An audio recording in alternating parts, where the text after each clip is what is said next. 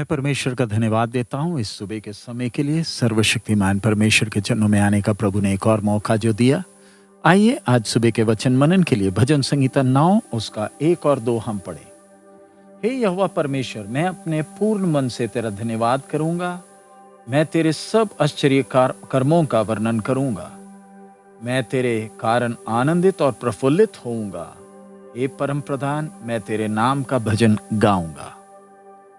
ये भजन संहिता दाऊद ने लिखी है, लेकिन लिखते समय वो कैसी परिस्थिति में था उसका हमें कोई स्पष्ट विवरण नहीं है।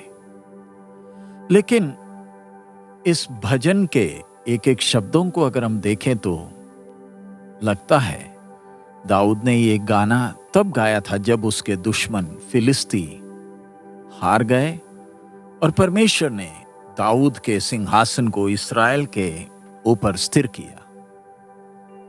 प्रभु की स्तुति करना और आराधना करना एक विश्वासी के आत्मिक जीवन का मुख्य भाग है। हम देखते हैं कि कई लोग जब वो प्रार्थना या आराधना करते आते हैं तो वो बहुत शांत रहते हैं और उनका सोच है कि हमें अपने भावनाओं के ऊपर नियंत्रण चाहिए। दूसरी तरफ कई कहते हैं परमेश्वर तो हमारा दिल ही देखता है, इसलिए दिल के गहराई से आभारी होना काफी है, मुंह खोलकर स्तुति करने की जरूरत नहीं। लेकिन हमने एक बात को ध्यान रखना है, एक गंभीर विषय, कि ये हमारा हृदय कभी भी चुप नहीं रह सकता। चाहे खुशी हो चाहे दुख हो, वो भावनाओं में हृदय अपनी भावनाओं को उंडेलता है और आसपास के लोग हमारे व्यवहार के द्वारा भाप सकते हैं हमारे जीवन में क्या चल रहा है। जब हम अपने प्यार करने वाले अजीजों के साथ होते हैं तो हमारे कामों से, हमारी बातों से दिखता है कि हम खुश हैं। ऐसा है तो जब एक व्यक्ति जो प्रभु को पूरे दिल से प्यार करता है, क्या वो प्रभु के चरणों में खामोश रहकर प्रभु की स्तुति कर पाएगा? एक प्रभु का जन अच्छी तरह जानता है कि उसके अस्तित्व का कारण परमेश्वर स्वयं है और उसका परमेश्वर ही उसका सृष्टि करता है, सब कुछ वो ही है। इसलिए हर रोज संध्या समय सोने के लिए जाने के पहले वो मुड़कर देखता है कि प्रभु ने उसे कैसे चलाया और अपना मुंह खोलकर प्रभु की स्तुति करता है। उसका हृदय धन्यवाद के शब्दों के साथ प्रभु की स्तुति और आराधना करता है। जिस प्रकार राजा दाऊद धन्यवाद के शब्दों के साथ भजन लिख रहा है, हर एक प्रभु का जन, चाहे पढ़ा लिखा हो चाहे अनपढ़ हो, वो हृदय से प्रभु के सामने स्तुति करेगा। हमारी छोटी मंडली में कुछ समय पहले कुछ बुजुर्ग लोग थे, वो ज्यादा पढ़े लिखे नहीं थे, वो आज प्रभु के चरणों में विश्राम कर रहे हैं। वो भी जब गीत गाते थे, उनके गीतों में वो ट्यून नहीं था और उसकी उन्हें कोई चिंता नहीं थी, वरन हर गाने के शब्दों को वो दिल की गहराई से आनंद से गाते थे और उनके मुख में वो दिखता था। हर एक शब्द का वो आनंद लेते थे और दिल की गहराई से प्रभु की स्तुति करते थे। कई बार हम जो प्रभु के वचन को अच्छी तरह जानते हैं, हमारे अंदर एक अहंकार रहता है कि हम दूसरों से अच्छे हैं, लेकिन प्रभु के साथ के वो नजदीकी संबंध का आनंद हम अनुभव नहीं कर पाते। इधर भजन संहिता लिखने वाला क्या कहता है, देखिए, हे यहोवा परमेश्वर, मैं अपने पूर्ण मन से तेरा धन्यवाद करूंगा। मैं तेरे सब आश्चर्य कर्मों का वर्णन करूंगा। इसका मतलब भजन संहिता लिखने वाला अपने जीवन में कुछ दिन पहले हुए कुछ आश्चर्य कर्मों का विवरण नहीं, लेकिन अपने जीवन के सारे आश्चर्य कर्मों का जो उसने अनुभव किया मैं वर्णन करूंगा कहता है। क्या हमें याद है प्रभु ने हमारे जीवन में जो आश्चर्य काम किए हैं,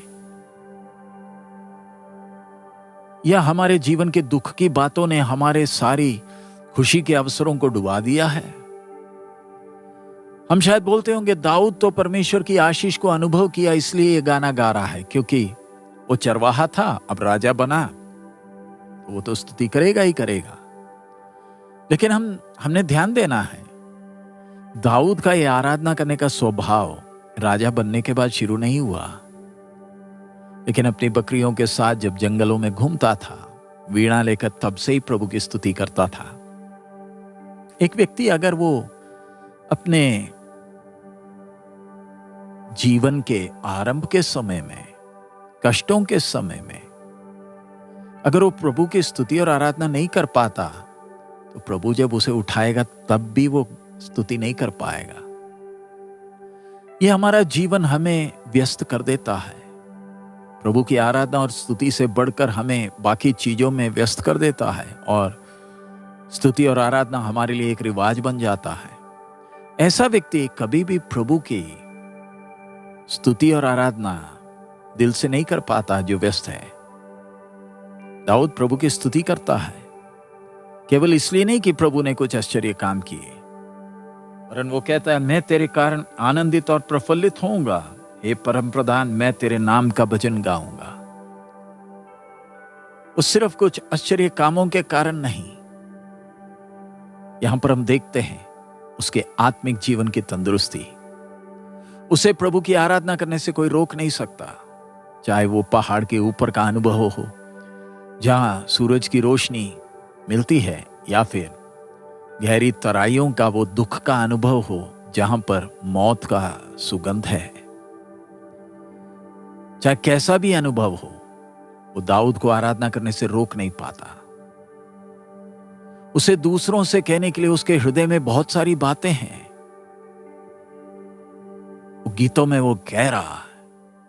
हम जो नए नियम के संतान, हमें और कितना आभारी होना चाहिए, क्योंकि प्रभु ने हमें दलदल के कीच से उभारा, चट्टान पर, उद्धार के उस चट्टान पर हमें स्थिर खड़ा किया और हमारे होंठों में नया गीत दिया है।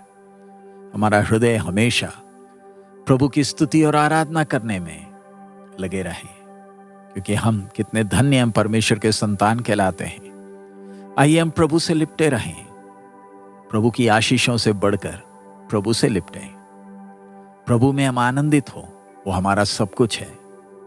जीवन में आए संकट और निराशाओं से हम भयभीत ना हो। ये निराशा और संकट हमारे मुंह को बंद करने ना पाए, वरन हमारी होठों से हम प्रभु की स्तुति करें हर क्षण।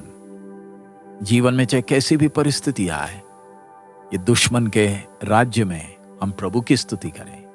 प्रभु उसके लिए हम एक एक को मदद करे, ताकि हम दिल की गहराई से प्रभु की आराधना और महिमा कर सकें। आइए प्रार्थना करें।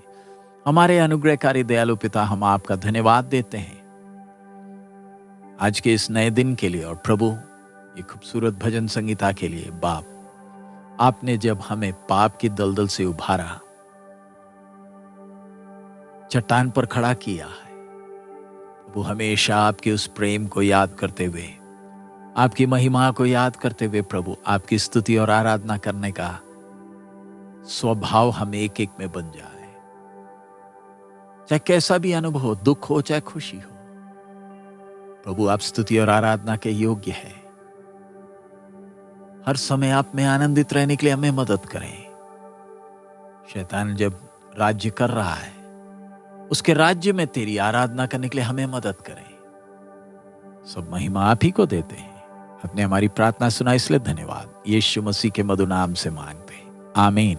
प्रभु हम सबको बहुत आयत में आशीष दे। हमारा प्रभु अति शीघ्र आ रहा है। मारना।